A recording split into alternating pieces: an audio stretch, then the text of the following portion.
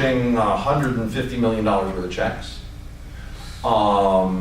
Literally every FBI agent in the country was after this guy. Oh my God. Couldn't get him. He finally landed in a jail over in France.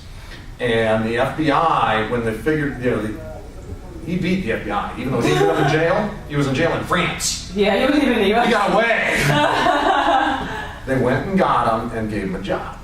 What? They put him to work for the FBI. He had 20 years at the FBI Because as a he was resident really crook. Because then, he didn't need money, but they've always got an ulterior motive. So anyway, this guy Frank Abagnale, it's a fabulous story, and it's a true one. We hired him, and he works for U.S. Bank, Bank of America, and so on. He makes like $20 million a year. He's crazy. He's got his own jet and the whole deal. He's a crook. Oh, but they hired him because he was so You good? have to. You got to be able to keep up with the crooks. Who's going to keep up with the crooks but another crook? Right? Oh my God, that's true. Right. So anyway. I have a quick question. Sure. Next day funding, $5 a month? Yep. Okay. In general, when we talked about the buckets of pricing, whether it's 2% or 3% or 1%, or this might be a bucket here, right? 1.25%. As a rule of thumb, just round numbers, 1.25, 2.25, and 3.25 are kind of the three starting buckets, for lack of a better understanding. When you swipe a card through a terminal, you get a better rate than when a merchant manually punches in the number.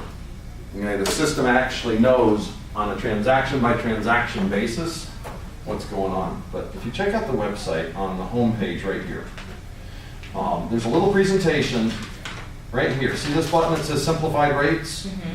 It doesn't even look like a button. I'm going to change that. But that button is my presentation, whether I'm sitting here talking to a group of lawn care guys or a group of hair cutters or a group of travel agencies, or I'm talking to Walmart. This is a very overview pricing conversation. When you get to the pricing, it's a long list. So it's hard to... it all depends on how much they make a month. How much they do, the type of merchants. Let me take you through this presentation, and it's quick. We have these bucketed pricings up here because, again, we're talking to everybody that might be a gas station and also a different type of merchant. But as far as rates go, there's two types of rates. There's keyed and there's swiped. It's kind of the first notch in the algorithm. There's a lot more pieces of the algorithm to determine what your real rate is. So if you as a merchant said to me, Mark, what's your rate? And I say it's going to take about a half an hour. Have you got some time? I'm going to sound very expensive, but I'm very honest. My competition will come in and say, we're going to save you money. And they're going to give you a fancy proposal where it says they're going to save you $100 a month. And then as they're leaving, you realize they also signed you for a $40 or a $50 a month lease that you're stuck with for the next 4 years, and the equipment's going to be obsolete in 30 days. So the conversation about the price, if you get to a point and they're just belligerent talking about the price, it almost gets to the point where if I can't have a conversation about service, I'll just go on to the next customer. Have a nice day. We're not a price-driven company. We're a product and solution-driven company. We're here to help you make your life easier, make payments flow, let you do your business. You're cut hair for a living. Your best bet to make money is cutting hair. Not to spend your whole day being the banker. So at some point in time, I suggest you trust a banker, one of us, somewhere along the line, and put your investment in him. And if he's trying to lease you equipment, or if he's trying to charge you thousands of dollars worth of cancellation fees, call me. We don't do that. But the pricing can be long, and here's why. The first piece of the algorithm is just figuring out if it's keyed or it's swiped. So we'll have merchants that will try to trick us into giving them a swiped rate, but they're never going to swipe. We know they're going to manually punch in the numbers. So what happens is I give you a rate you'll never get. So when you get hit the real rate, there's going to be a little penalty on top of it because we didn't engineer your account correctly or whatever, because there are variables. But going past this keyed and swipe, let me give you a couple other examples real quick of card type differentials. Visa alone, all four of these cards up here are Visa, right? We have a question about the key and swipe. Sure. I used to work with a company where like you swipe on the computer Mm-hmm. and it automatically the numbers pop up in the is that keyed technically? Well, if it's swiped and it's grabbed the numbers, it's also grabbed some enhanced data. So that's a swipe transaction. That's a swipe transaction. Okay. Yeah, should be a swipe transaction. Okay. Beyond that, the visas that I have here on the board are 4 different visas, but every one of the visas qualify for a different rate. MasterCard and Visa have established rates for different types of businesses and so on, and we'll get into some of the particulars, but as an example, you've seen the rewards cards out there, right? I have a corporate card. In fact, I got about 4 corporate cards in my pocket through 2 different banks, so those could be different rates. Debit cards are different than credit cards and so on, so we haven't added the whole algorithm of the MasterCard pay possibilities, or the debit, or American Express, or some of the other payments. But you can see where it's starting to get a little complex. And if I truly have this very long conversation, I'm going to sound either expensive or I don't have time for this, I got to go. Yeah. So the procedure that I'm going through now is for your information and your information, not something you would necessarily go through with a merchant, unless you can go through it really quick enough to, you know. The next piece of the algorithm is the type of business. MasterCard and Visa and the associations will target, as an example, when I grew up, grocery stores didn't take credit cards. They complained that we only make 1% in profit. How can we afford to pay you 1.5%? So Visa came out with special rates for grocery stores. So the picture that I have here is a fast food restaurant and a fine dining restaurant. You might think that a restaurant, because it's a restaurant, gets the same rate. Well, it's not. Fine dining has different needs than fast food. Fast food wants fast. So Visa builds a system to give those merchants in that group a preferential rate because that's what they wanted. The grocery store is the same thing. So if you're a fine dining, you're going to get one qualified rate, and if you're a fast food, you're going to get a different qualified rate. Beyond that, in the algorithm, you go into, you might even have the same location get 2 different rates. When you go up to the pay at the pump, you ever use pay at the pump? No. Have you? Yes.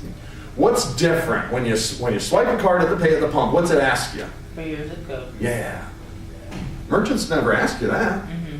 When you hand over your credit card at Publix, they don't ask you for a zip code, right? Right. The fuel pumps, no. It's an automated attendant. And there's no cashier touching the credit card. So it's going to ask you to validate the zip code. That's on the credit So card. I can, no, it's actually where the bail gets. It all goes all the way back to my issuing bank. And does Mark get his mail here? As an example, somebody grabs my driver's license, it's going to reject. This has my home address, There's mailing address. not where I get my mail. My mail comes here. Not even here. Only It I goes know over that. there. Right, over here, right. Exactly. So, yeah, but go back to the, again, You'd the have complex. to put the zip code of where your mail goes. Only I know that. So the complexity, again, of the 2 separate types of transactions at the same location. Pay at the pump, I paid up my $100 to fill up my tank, and I put in my zip code to complete the transaction. I went inside to buy my cup of coffee. Didn't ask me for the zip code. Yeah. Now it's a attended transaction, and that attendee didn't need the zip code. They run it, ask me for my pen or whatever it is. But it's a different transaction, qualifies for a different rate. So which one's a higher rate? It's up to us. Let me finish this one. One more point on this one, and that because of those complexities, what we generally do is every merchant will have different customers. If you're cutting hair and you're near a university, chances are most of your students are students that are coming in, or your customers are students, right? That demographic may be different than the hair cutter that's in, what's the retirement village over here? The John Knox Village or something, right? Yeah. And they're all 92 years old. Yeah. Okay, that demographic, they're all going to be carrying American Express's gold cards. Yeah. That's a different rate than all these check cards. So every business, we literally can reprice every month. Oh, so different. When it comes to the rate, that's where you guys just don't have to worry about it. When it comes to the rate, they will reprice you every day if they have to. Just give them a call. And we can look at their account, we can move them from one type of a pricing to a different type of a pricing, and you know, yeah, we move along with them. It's just like when you're a college kid, right? When you go to college for the first time, you have no Visa, MasterCard, everything else. You can get no credit. Like me. Like you, how do you get credit? Nobody will give it to you. You I gotta first start saw this somewhere. yesterday. We do the same kind of thing with the pricing. We start you out with little babysitter pricing because Mr. Jones, your new business, Yeah. you haven't started taking credit cards yet, or whatever the case may be. If somebody hasn't taken credit cards yet, it's more of a presentation on why they should, right? Because they've never done it before. So they're gonna have to think about the advantages of why I should take credit cards. I don't have to send out a bill and wait for it 3 months to get paid. When I get a check, it bounces, and then I'm out money for 4 months, and whatever it is. The guy that already takes credit cards knows all those things. So if you try to make those points, he's already got that. He now wants to know, why are you better than them? Yeah. The number one thing that we do different is pick up the phone. 3 rings, you get a live body on the phone. If you talk about Square, American, Pay Anywhere, Pay Fast, Pay Not, Pay whatever, they just don't have the small town feel of a family that answers the phone and takes care of your problems or whatever. They're the gigantics, they're the mega processors. They're the biggest. Well, I don't want to be the biggest. The biggest You're the best. sucks. That's right. The biggest sucks. Always. I don't care what you're talking about. The biggest grocery store, they suck. Yeah, true, because they don't have time. They don't give a shit. Yeah, they care. They just don't give a shit. We lost a customer. Who cares? We have like thousands more. Yeah, exactly. So what we do is we price buckets depending upon the merchant. So if you're a merchant and let's say that you need a corporate card bucket because you're taking a lot of corporate cards, you're a travel agent. Okay. If you're that merchant and you're in a college town and you're taking a lot of debit cards, we can create a bucket for that. For that. We try to make the buckets as simple as possible and as few as possible. And the reason, just to take you through it real quick, when a transaction goes through the system, it starts at the little device, right? So we're going to call that the terminal. Okay. And it dials out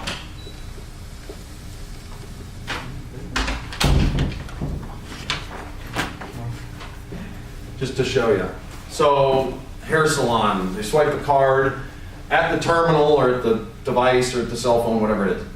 It hollers at us. We say, hey, okay, identifies this merchant. We then send the transaction out to Visa. Visa goes all the way out to Bank of America to make sure that Joe has enough credit line, all within 0.2 of a second.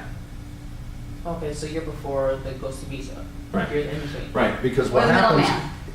Right, here's what Us and happens. Visa, the middleman. Here's what happens. These are all different companies. Right? Oh. Right, It's all exactly. the same thing. Here's one for you. You know what that is? FCS in Florida, it's food stamps. EBT, it's a different company, right? We do that as well. And on and on and on and on. The next will be NFC and EMV. And this, and again, this would be Google, right? And Joe. So the schematic can get kind of crazy. But then on top of that, there's also different kinds of, there's corporate cards, there's Right. the personal Lot cards, of moving signature parts. So when somebody says, wow, can't you just give me one price for everything? Sure.